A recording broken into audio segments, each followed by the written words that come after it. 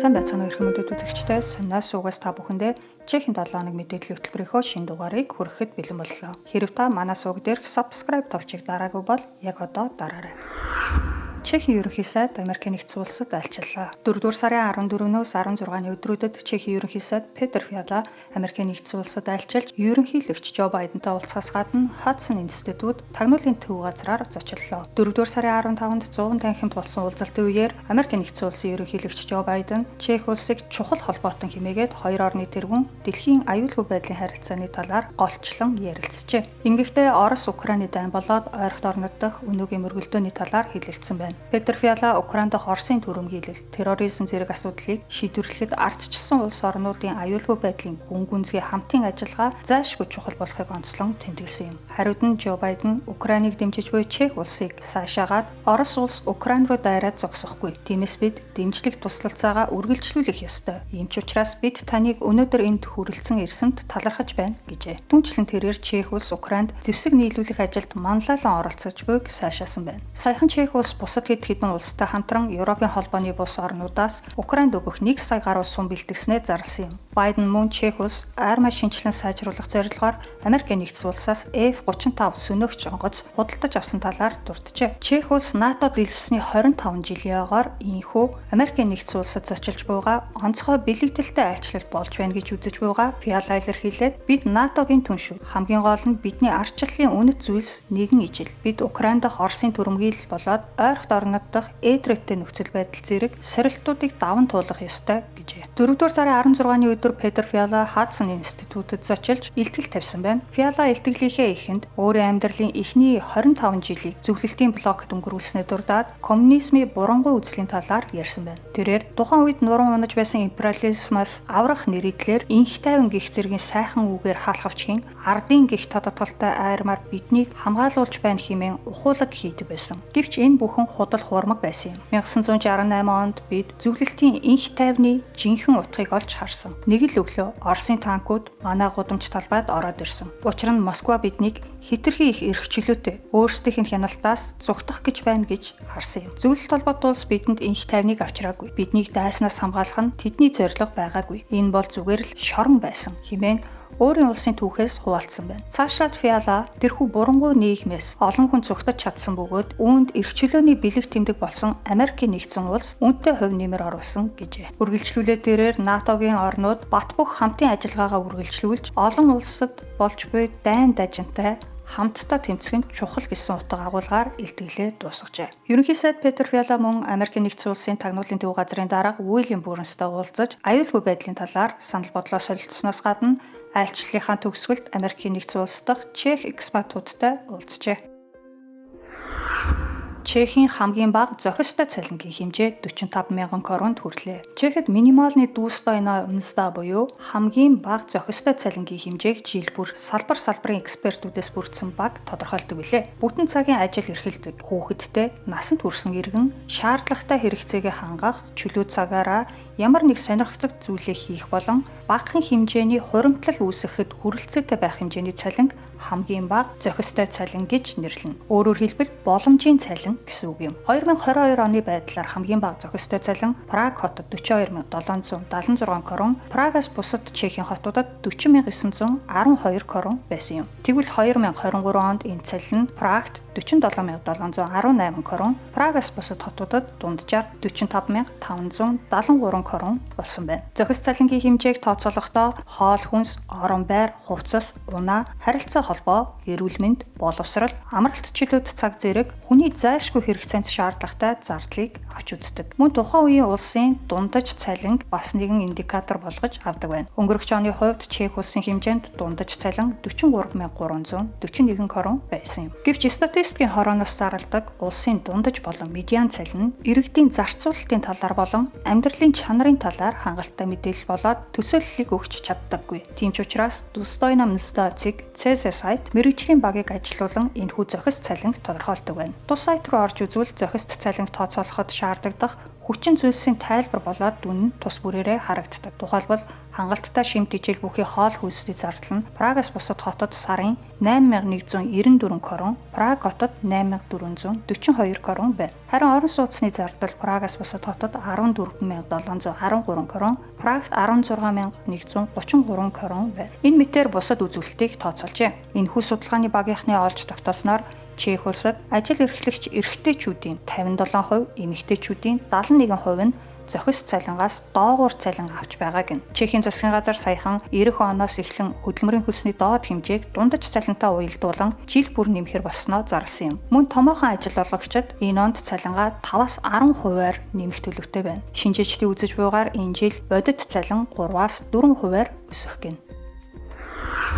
Одоо та бүхэндээ Чехийн хөдөлмөрийн зах зээл дээр өөр төрлийн ажлын байрууд дээрх дундаж цалингийн мэдээллийг хүргэе. Жил бүр статистикийн хорооноос улсын дундаж болон медиан цалингийн хэмжээг зарлахад ихэнх иргэдэд энэ нь бодит байдлаас хол зөрүүтэй тоо мэт санагддаг. Энэ байдал аль ч улсын иргэдээс анзаарагддаг түгээмэл үзэгдэл юм. Учир нь дундаж болон медиан цалин нь салбар бүрийн хувьд цаашлаад салбар доторх ажлын байр бүрийн хувьд харилцан адилгүй байдаг. Харин хүмүүс өөрийн ажилдаг салбар эсвэл өөрийн хашдаг албан тушаалын цалингийн талаар л мэдээлэлтэй байх нь илбэг. Тэгвэл Чех улсад салбар бүрийн хувьд цаашлаад тодорхой мэргэжлийн хувьд дундаж цалин ямар хэмжээнд байгааг Платицик ЦС зэргийн цалингийн мэдээллийн сайтаас авах боломжтой. Ингээд салбаруудын болоод зарим ажлын байрууд дээрх дундаж цалинтай танилцъя. Хамгийн бага цалинтай салбарууд: үйлчилгээ, аялал жуулчлал, захиргааны салбар. Чехэд хамгийн бага цалинтай сектор нь үйлчилгээний салбар байна. Энэ салбарын ажилчдын сарын татвараас өмнөх цалин дунджаар 31,000 крон байдаг гэнэ. Жишээ нь өсчингийн цалин 21-ээс 38,000-ын хооронд хэлбэлцдэг бол медиан цалин нь 29,500 крон байдаг аж. Харин хэрэглэгчтэй харилцах үйлчилгээний ажилтны медиан цалин 28,700 крон байдаг бол гоо сайханчийн дундаж цалин 32,400 крон байна. Зочид буудал, ресторан, аялал жуулчлалын салбар мөн бага цалинтай секторт хамрагдаж байна. Дундаж цалин нь 32,700 крон байдаг энэ салбарт бартендерийн цалин 20,400-аас 44,000-ын хооронд хэлбэлцдэг бол зөөгчийн дундаж цалин 34,000 крон байна. Зочид буудлын үйлчилгээний ажилтны дундаж цалин 30,000 крон, онгоцны үйлчлэгчийн 39,000 крон тус байна. Мөн захиргааны ажилтны дундаж цалин улсын дундаж цалингаас доогуур байна. Тухайлбал ресепшны сарын дундаж цалин 31,800, архивын ажилтных 34,000, нарийн бичгийг 36,200 крон байна. Улсын дундаж цалинтай төгссөн цалинтай салбаруудад боловсрал, сэтгүүл зүйн салбарууд багтаж байна. Боловсролын салбарын сарын дундаж цалин 40,200 крон байна. Цэцэрлэгийн багшийн дундаж цалин 41,000, бага сургуулийн багшийн 52,000, ахлах сургуулийн багшийн 54,400 крон байна. Харин их сургуулийн багшийн дундаж цалин 50,000 крон байгаа юм. Гэхдээ ямар факультетийн багш гэдгээс хамаарат их сургуулийн багш нарын цалингийн хооронд маш их зөрүү байдаг гэнэ. Урлаг, философийн техникийн багш нар харьцангуй бага цалинтай байдаг бол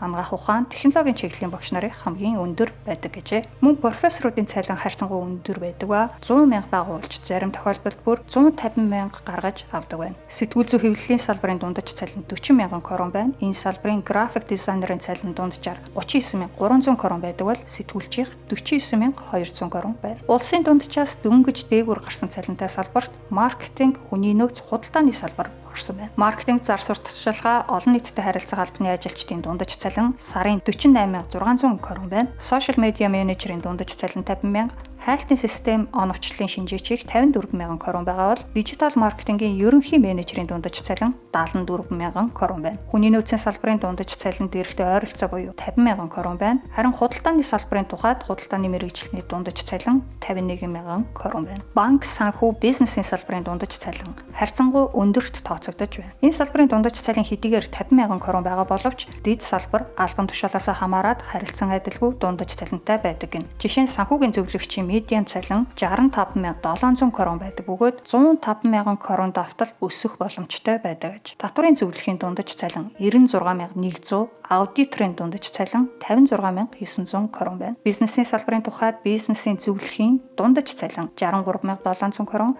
төслийн менежерийн 65,000, бизнес хөгжүүлэлтийн менежерийн 90,000 крон байна. Харин банкны салбарын дундаж цалин 56,000 крон байна. Чех улсад мэдээлэл технологийн салбар хамгийн өндөр цалинтайд тооцогдож байна. Энэ салбарын сарын дундаж цалин 74,000 крон байна.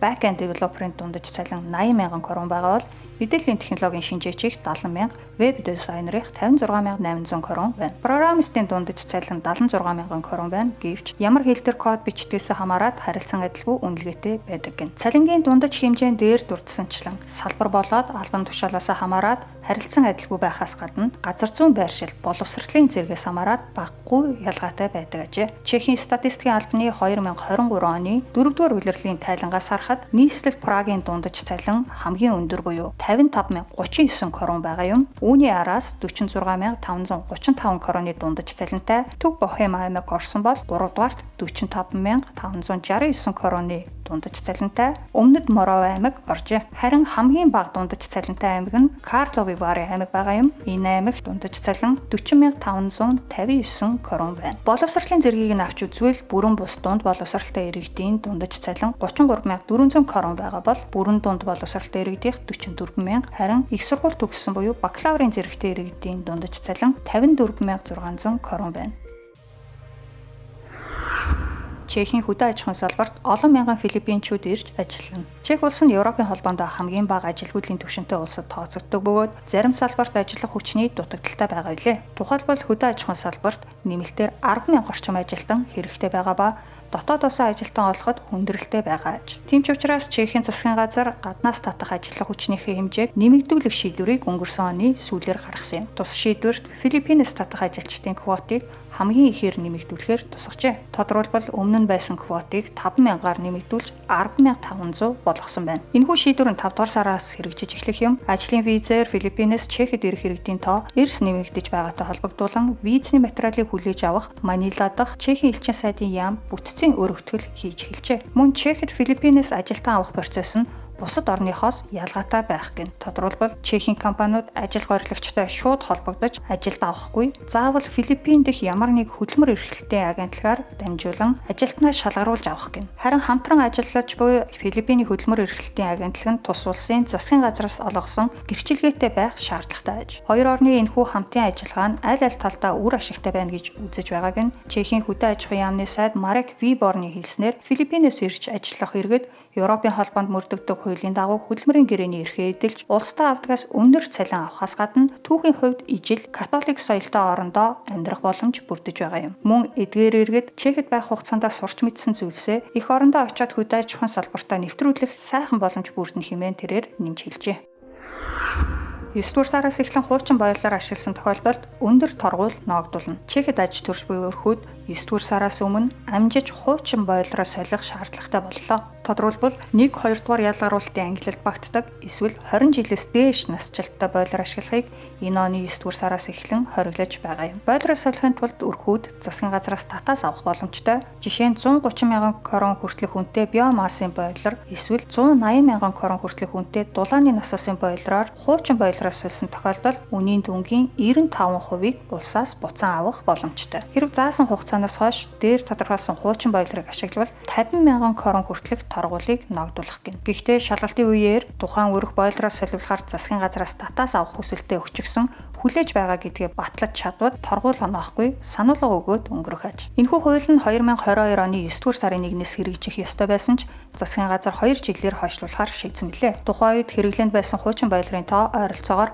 250,000 байсан бол өдгөө 150,000 орчим болж буурчээ. Хорлого багтаа өрхүүд болон өндөр наснууд гол төлөв хуучин боёлороо солихоос царгалдаг аж. Гэвч одоо хууль хэрэгжиж эхлэх хугацаад дөхөж байгаа тул аль болох эртхэн боёлороо солих нь үлдээтэй гэдгийг үйлдвэрлэгчид анхааруулж байна. Учир нь эх 4 сарын хугацаанд эрэлт үсгийн хэрээр боёлор болон боёлор солих үйлчилгээний үн нэмэгдэх өндөр магадлалтай гэнэ.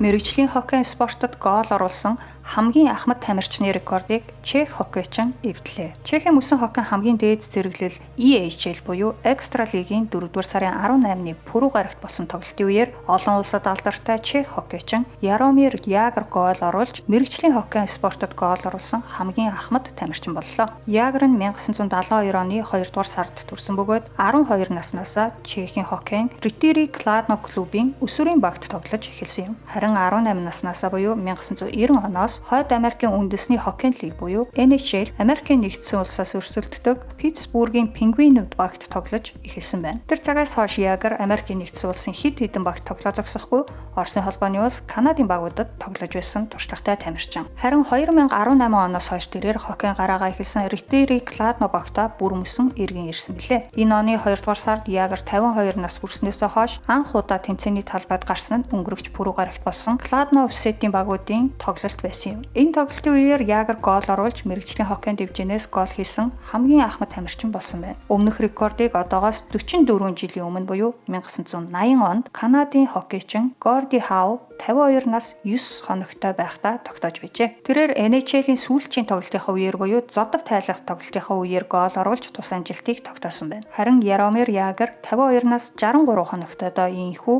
рекордыг шинчлэн тогтоожээ. Хоккейн спорттой холбоотой бас нэгэн сонирхолтой мэдээллийг хүргэе. Мөсөн хоккейн дэлхийн аварга шалгаруулах тэмцээн нь топ 1, 2, 3, 4 гэсэн нийт 5 ангилалд хуваагдаж болдог бөгөөд 1-4-р ангилалд төрүүлсэн баг нь дараа жилдээ дээд ангилалдаа твшин өрсөлддөг. 4-р сарын 16-наас 19-ний хооронд Кувейт улсад болсон 4-р ангиллалын аварга шалгаруулах тэмцээнд Монгол улсын шигшээ баг төрүүлж эх жил 3-р ангиллалд өрсөлдөх эрхтэй болжээ. Харин хамгийн өрсөлдөөнтэй буюу топ ангиллалын 16 багийн өрсөлдөөн 5-р сарын 10-наас 26-ны хооронд Чех улсад болно. 2024 оны мөсөн хоккейн дэлхийн аварга шалгаруулах тэмцээний хэсгийн болон шүвгийн 8-ын тоглолтууд Праг, Острова хотуудад зэрэг явагдана. Харин хагас финал болон финалийн тоглолтууд нь 5-р сарын 25, 26-ны өдрүүдэд Праг хотод болох юм. Энэ удаагийн тэмцээний бас нэгэн онцлог нь тэмцээний медалууд юм. Болор эдлэлээрээ алдартай Чех улс тэмцээнийг зохион байгуулж байгаа учраас энэ онцлогоо харуулахаар өвөрмөц гоё эмсэг медалийг урлан бэлджээ. Хоккей мөсөн талбайг санагдуулан тунгалаг болороор хийсэн энэхүү медаль нь Либерец аймгийн Нови Бор хотын коллектив ательер хэмээх болор эдлийн компани бүтээлгэн. Дэлхийн аварга шалгаруулах тэмцээний үеэр иргэд болоод олон улсаас ирсэн хоккей хорхоотнуудын аюулгүй байдлыг хангах үүднээс Чехийн цагдаагийн алба нэмэгдүүлсэн бүрэлдэхүүнээр ажиллах гэнэ. Явган аялахад хамгийн тохиромжтой хотуудын жагсаалтад Праг хот эхний 10-т багтжээ. Guru Walk хэмээх аялал жуулчлалын цахим портал явган аялахад хамгийн тохиромжтой 100 хотын жагсаалтыг гаргасан байна. Тэд өөрсдийн вебсайт дээр өнгөрсөн 1 жилийн хугацаанд хуримтлагдсан 120 улсын 800 хотын мэдээлэлээр үндэслэн энэхүү жагсаалтаа гаргажээ. Guru Walk нь хотоор явган аялах сонирхолтой жуулчдыг тэдэнд хөтөчлөх сонирхолтой нутгийн иргэдтэй холбож өгдөг вебсайт юм. Ингээд та бүхэнтэй жагсаалтын эхний 10 хотыг уншиж танилцуулъя. Хэрэв та жагсаалтыг бүтнээр нь харахыг хүсвэл мэдээгээ төр зогсоогоод дэлгэцнээс хараарай. Жагсаалтын 1-р Италийн Ром хот орсон бол 2-р Унгарын Будапешт хот оржээ. Харин 3-4-р байранд Испани Барселона, Мадрид хотууд орсон бол 5-р Италийн Флоренц, 6-р Португалийн Лисбон хот орсон байна. 7-р байранд Чехийн нийслэл Праг хот орсон бол 8-р Нидерландын Амстердам хот, 9-р Английн Лондон хот орсон байна. Харин 10-р Португалийн Порто хот оржээ. Испани улс нь явган явж танилцахад хамгийн тохиромжтой улс болох нь энэ жагсаалтаас харагдаж байгаа юм. Учир нь тус улсын 28 хот уг жагсаалтанд багтсан байна. Хэрэв та дэлхийн үзэсгэлэнт хотуудаар аялахдаа явган явахыг илүүд үздэг бол Guru Walk вебсайтыг сонирхож үзхийг зөвлөе. Энэ сайтнаас та маш олон хотын талаар сонирхолтой мэдээллийг олж болохоос гадна үнэгүй явган аялалд бүртгүүлэгч боломжтой. Аялал жуулчлалын улирал эхэлж буйтай холбогдуулан мэдээнийхээ төсвөлд Прагийн нисэх онгоцны буудлын зогсоол болон шин нислэгүүдтэй холбоотой мэдээг хүргэе. Прагийн нисэх онгоцны буудлын үнэгүй зогсоолыг ашиглах хугацаа 10 минут болж богинослоо. Прагийн онгоцны буудлаас хүн тосох эсвэл хүн буулгах зорилгоор машина 15 минут хүртэлх хугацаагаар тавихад үнэгүй байдаг билээ. Тэгвэл 5 дугаар сараас эхлэн машин үнэгүй парклах хугацаа нь 10 минут болж богиносч байна. Václav Havel олон улсын нисэх буудлын удирдлагууд төр зогсолт хийж буй машинуудын өгөгдлийг шинжилж үзэхэд тэдний 90 орчим хувь нь зорчигч буулгах, суулгах үйлдэлийг 10 минутанд багтааж чаддаг нь харагдсан байна. Тиймээс дээрх шийдвэрийг гаргасан бөгөөд хэрэв жолоочид 10 минутаас илүү хугацаа шаардлагатай бол 50 крон төлөөд P1, P2 зогсоолуудад 15 минут машинаа тавих боломжтой гэнэ. Одоогоор мөрдөгдөж буй тарифын дагуу дээрх зогсоолуудад машинаа 30 минут тавихад 100 кроны төлбөртэй байдаг. Тэгэхээр жолоочоос гарах зардлын хувьд өөрчлөлт орохгүй гэсэн үг.